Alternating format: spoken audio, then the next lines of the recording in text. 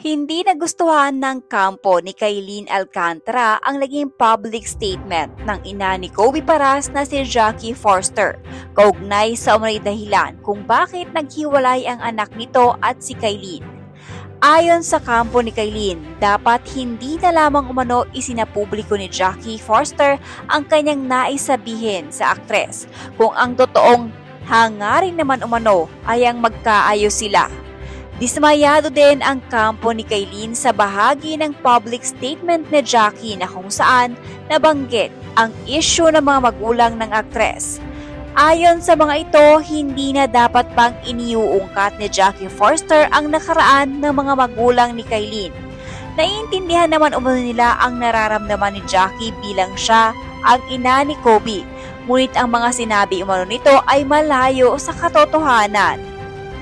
As a mother, I respect your instinct to protect your family. However, having lived with Kailin and Kobe, I saw the situation up close, and I can confidently say much what has been said is untrue and deeply misleading. Kobe confided in me before he left and listened with empathy because mental health is important. His feelings are valid, but so is the truth. The narrative being pushed twists facts and unfairly attacks Kailin's character.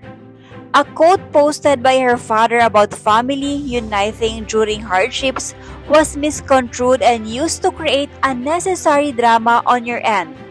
To then realize a video dragging Kailin's name, bringing up her parents' past, and casting untruthful accusation is not only hurtful, it is irresponsible.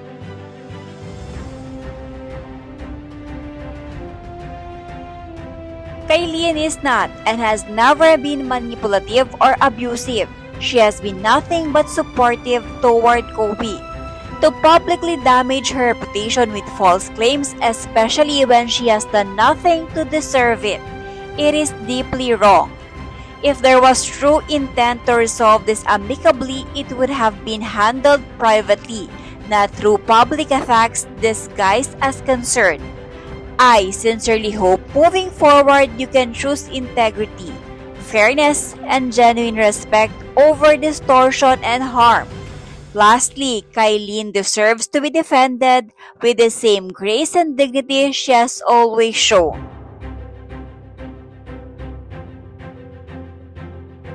May sinabi siya on set about contract ng dalawa na kaya di pwede ilabas as early as January.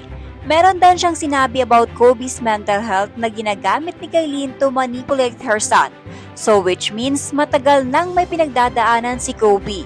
Even prior to this issue, meron pa na winarningan daw siya about Kailin way back July na dapat daw nakinig siya. Kahit naman ayaw niya si Kailin kung bet na bet ng anak niya that time, anong magagawa niya? Ang ironic lang na he let her son decide na makipagrelasyon sa babae but during breakup nakikialam siya?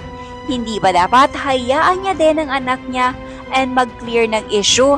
Baka si Carmina din itong nakausap niya noong July, hindi kaya? Also, I am not saying na walang physical abuse na nangyari. We are all not for physical nor any kind of violence here. Pero sa laki ba ni Kobe, paano siya nasaktan ni Kailin? Sana man lang tinetali na din ni Jackie para diin na diin si Kailin, charot. Mukhang selosa si Kailin, she check Kobe's phone regularly and inalaw naman ni Kobe, pero bakit suddenly bigla di na pumayag si Kobe na i-check ang phone niya? Just read between the lines, sinaktan siya ni Kailin, baka nga kasi may nalaman na si ate mo. Again, this is not justify the pananakit. I am just analyzing things here. Ang daming lumalabas na di naman dapat lumabas dahil sa ingay ng mga di naman dapat involved. Ando na tayo na nanay siya and her son was allegedly abused by Kailin. They can file a case naman and present their proofs. Pati issue ng bawat pamilya na di dapat isali na banggit na. And if she is better her son's mental health, di na niya dapat sinisiwalat yan.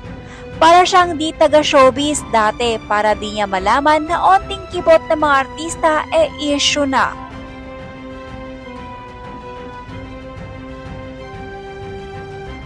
You all say reading between the lines, pero kayo namang gumagawa ng sarili niyong storya. What if ayaw na ipakita ni Kobe ang phone kasi obsessive na si Kylene? Kailangan ba laging mas maliit ang size ng victim para justify ang abuse? I don't like siding with men sa relationships, pero in high-profile breakup like this, ang sympathy nasa babae. And more so, na may abuse pang nangyari.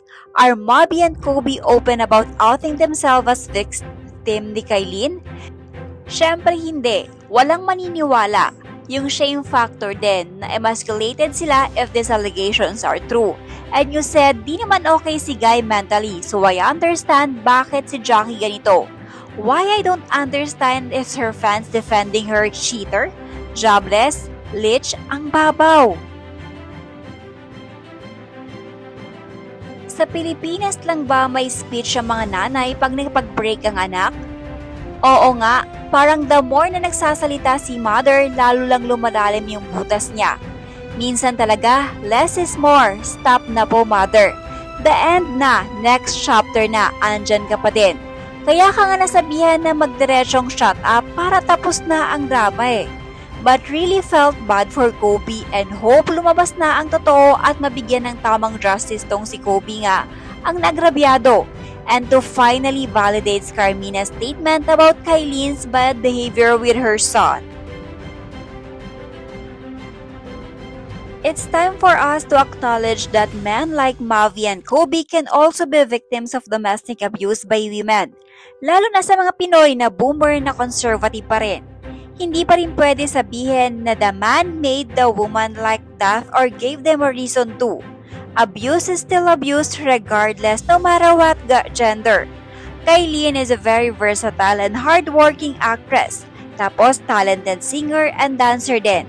Pero this doesn't excuse that she has an abusive partner. Sana man lang may matauhan siya sa mga pinagagawa niya. Pareho pa namang nepo baby yung inabuso niya. No wonder malaki galit ng mga parents ng mga jowa sa kanya. I don't consider her a starlet but I get why people call her that. Hindi pa rin kasi mabago-bago yung ganyang ugali. Tapos mga agaw pa. From the explanation of Kobe's mom, Kobe is about to purchase a condo to his liking in the middle of selling things. Kylene and or her fam offered to make him stay in condo owned by Kylene's temporarily. On Kylene's part or any other person in a relationship, it's good opportunity for her anyone to spend more time together away from the prying eyes of the public. Who can blame her for making an offer? Lalo na celebrity sila. Tipid the rent rin on Kobe's part.